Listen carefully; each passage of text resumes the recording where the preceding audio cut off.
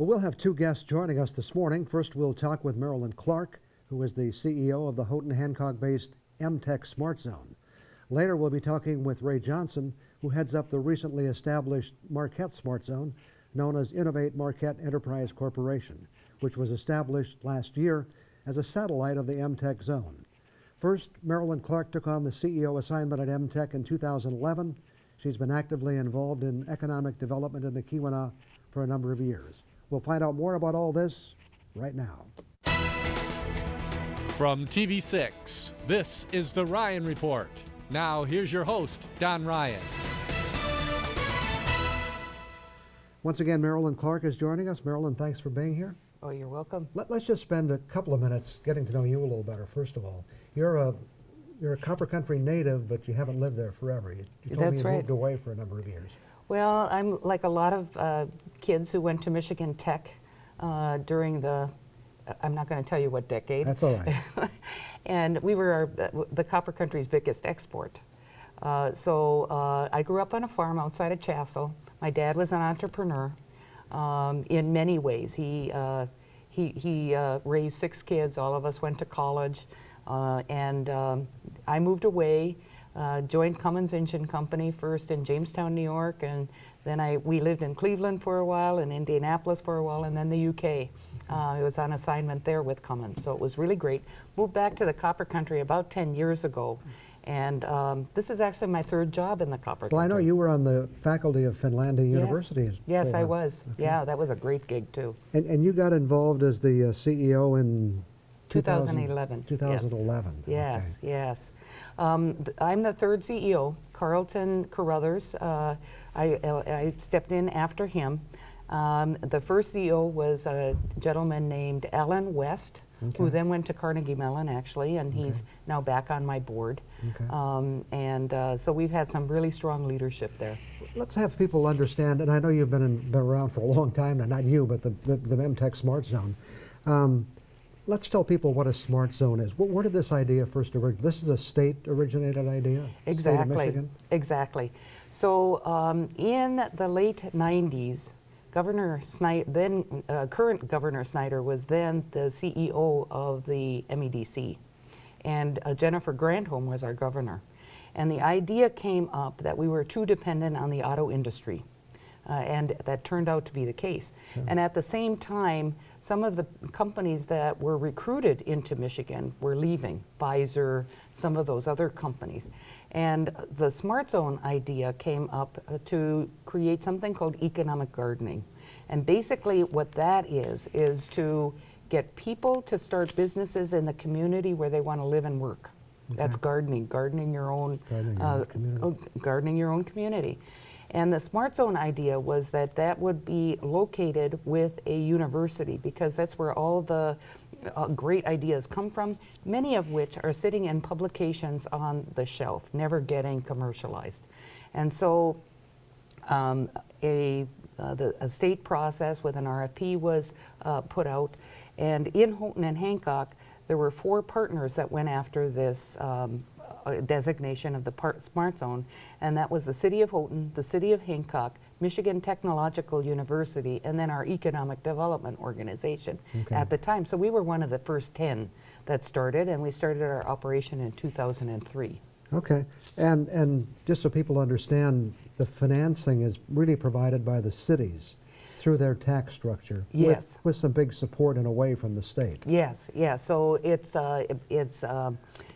developed through the tax structure. So every time a home sells and it increases in value, that incremental increase in tax is what helps fund the Smart Zone organization.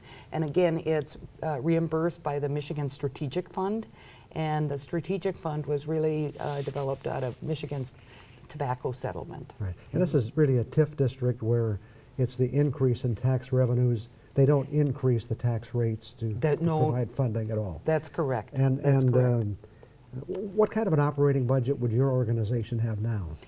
Well, when I first joined the organization, it was about $500K.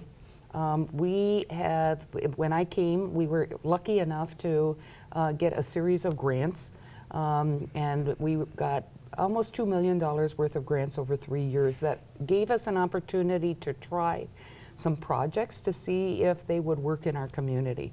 So one of the things we did, for example, is we used the grant to create something called our Smart Start program, and it is looking for people who have an idea for a business but don't yet have a business. Okay. So we helped funded that through a grant. The second grant helped us look at our stage 2 companies.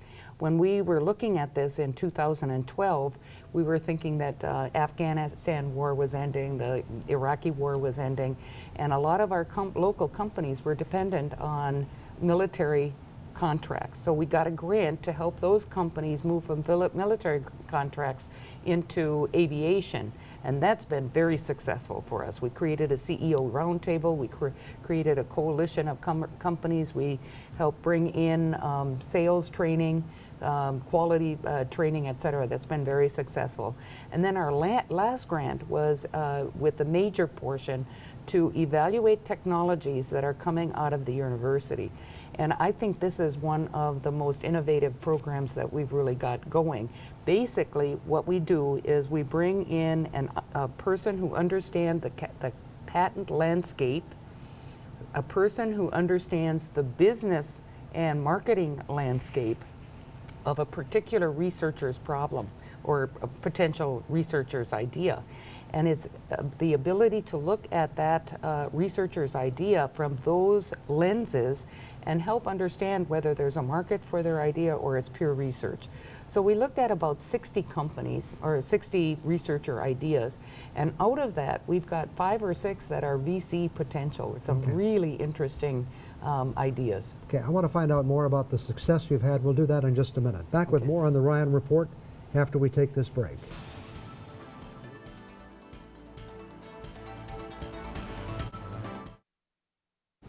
We're talking with Marilyn Clark, CEO of the MTech Smart Zone.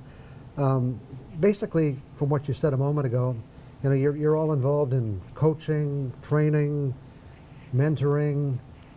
You also have an incubator, I believe? Yes, we do. Actually, our Smart Zone runs, has space in 3 buildings in the community. So that's actually one of our revenue generators for our incubator. So it's great. It's great. How do you measure success? What do you look at to say we've been successful at what we're doing? Well, there are 3 things that a Smart Zone is really looking to achieve. The first one is to start companies, okay? And since 2012, we have started about, you know, I should have that number in my head, but I think it's about 40 companies. And not all of them take root, but we've started about 40. Our goal is to start 7 companies a year, okay? The second thing we're responsible for is to help people get the funding that they need. And the state has a lot of programs to help high-tech entrepreneurs get started in terms of loans, grants, business plan competitions, etc. So that's the second part of our role. And sales actually count. And in the Copper Country, we really try to leverage sales to help our organization. The third thing we're responsible for is to create jobs. And since 2012, we've created 240 high-tech jobs in the Copper Country. And the program where we were talking about helping our second stage company moving from military contracts has been a big influence on that job growth. You know, many of our startup companies, it takes them 3 or 4 years before they get their first employee. So we've had a lot of success in Houghton and Hancock. I just had a meeting with 2 city managers, and they're talking about residential property being at a premium in the Copper Country right now, and that's a good problem. That's great. Well, what's the future? Can this go on forever? Are there limitations on the funding or the state funding for a Smart Zone? So it's not totally altruistic that we looked at Marquette as a satellite. We were encouraged to do that because 3 Smart Zones in the state had the opportunity to extend their funding for another 15 years if you created a satellite. And so we're just waiting for the final signature to come through on that 15-year extension, which would get us to about 2033. And then we have to figure out what we're going to do from there. So there are limitations. And you've really had kind of a mix of companies. Have most of them stayed in the Copper Country? Well, let's see. When I first got there, we had about 6 companies that actually didn't make it. We've had 2 or 3 who have moved from the area. In my time, I've had 1 technology from the university that moved to Ann Arbor, and they probably should have. That's where their basic resources were. But most of the vast majority of the companies actually locate within the cities, either Houghton or Hancock. And that's one of the reasons the cities are so excited about the Smart Zone, is because they don't venture too much further than that. Well, thanks for coming in to tell us about Smart Zones. We're going to follow up this discussion with Ray Johnson, who's heading up he's the CEO of the new Marquette satellite. Good. So we'll find out more about that, but thanks to you for coming in. Okay. Back to talk with Ray Johnson after we take this break.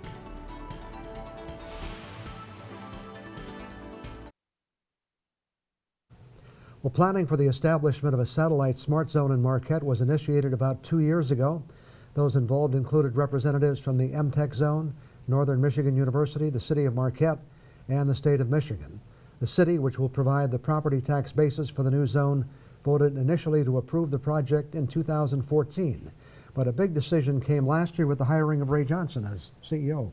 Ray, welcome to the Ryan Report. Thank you very much. You know, the press release that announced your hiring said that, according to their release, you're recognized as a serial entrepreneur and experienced fundraiser. Is that a fair description? I think it is. I think serial from a standpoint that I've done a couple, 3 different technology-based startups in my career, and you know, a big component of any startup is raising the appropriate amount of capital to launch and develop the company and develop the service or product.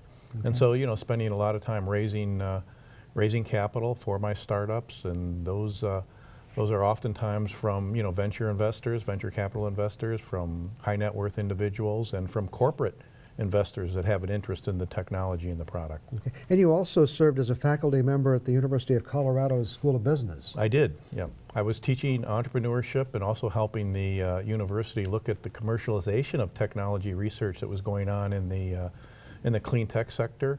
I mean, it was a great opportunity to sort of give back to entrepreneurs in the business school and on the campus, and it's a great energy on campus. And one of the things that was very attractive to me in taking the job at as the CEO of Innovate Marquette, the Smart Zone, was the relationship with Northern Michigan University, and I'm spending about 20% of my time with Marilyn Clark at the MTech Smart Zone and on the campus at Michigan Tech University. Okay. The stated mission of the Marquette Zone is to create accelerated creation and growth of technology-based businesses and jobs in Marquette County. Yeah.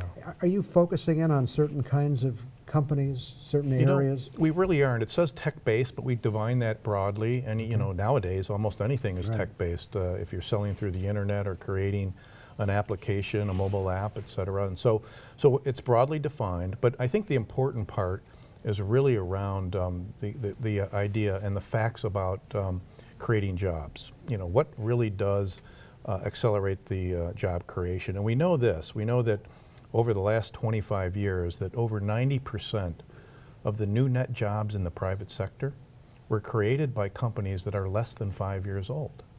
Really? So if you think about that, less than 5 years old, 90% of the net new jobs in the private sector, that tells us that our job, that we have to do whatever we can and all we can to help entrepreneurs start companies and start them quickly and accelerate them quickly. That will create the job. And so that's a primary function of Innovate Marquette, the Smart Zone. You know, there are just a number of wonderful companies around the Upper Peninsula that many people here aren't even familiar with that are doing exactly what you said. You know, it's an entrepreneur who starts something and makes it work and grows in their own community. It is, and what I found in my short time here in the UP and in Marquette and spending time in Houghton is that the Upers have a propensity to be what we call, have the capability to bootstrap.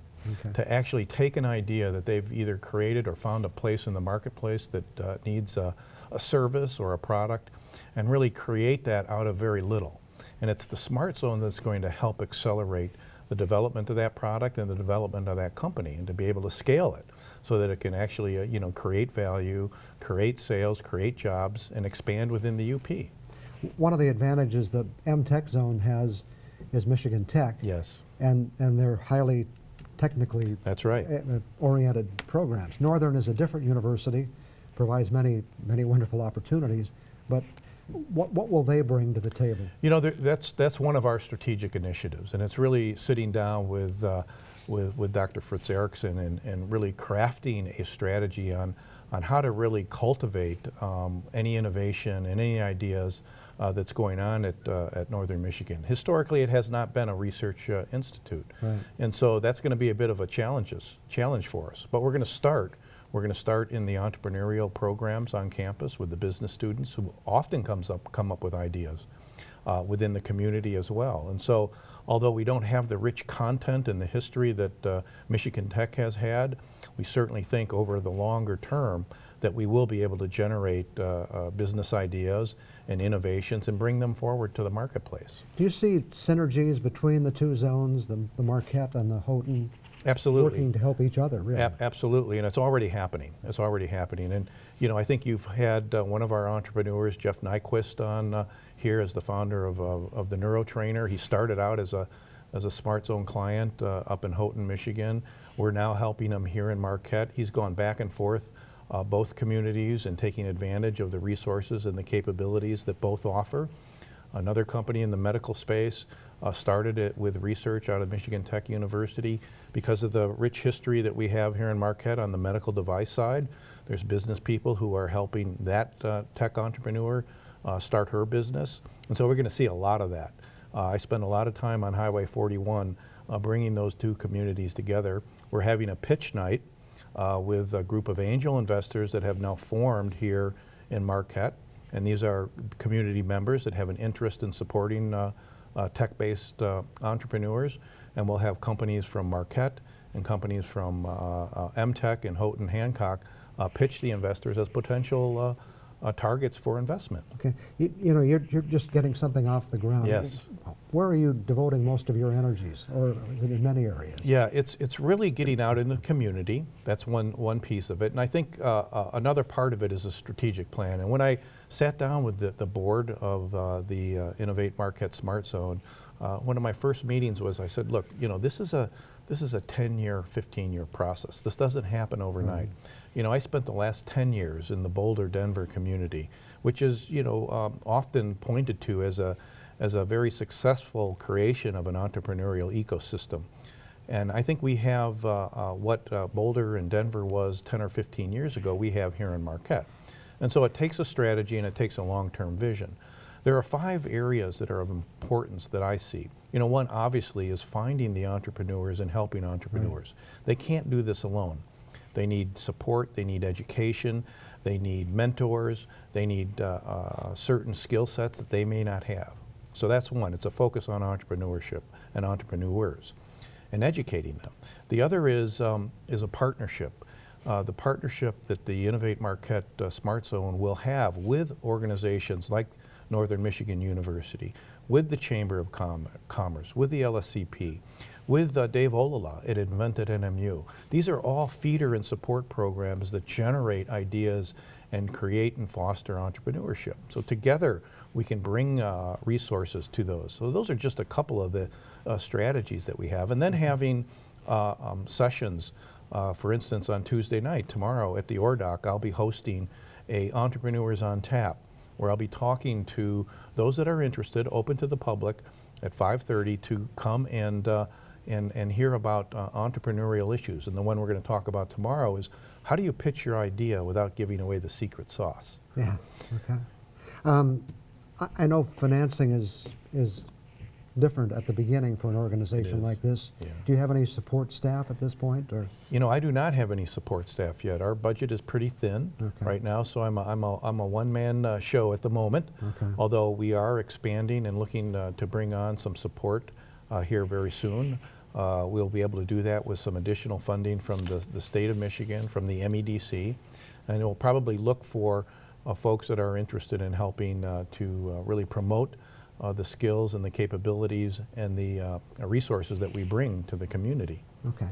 Thanks very much for coming in. welcome. You've got your work cut out for you. I wish you all the success in the world. We need jobs in Upper Michigan. Yes. And I'm sure you will be successful. Yes, and I'd like to Thanks come for back. being here. Yeah, I'd like to come back and have some success stories. Okay, I'll appreciate that. Yeah. Back with more on the Ryan Report after we take this break.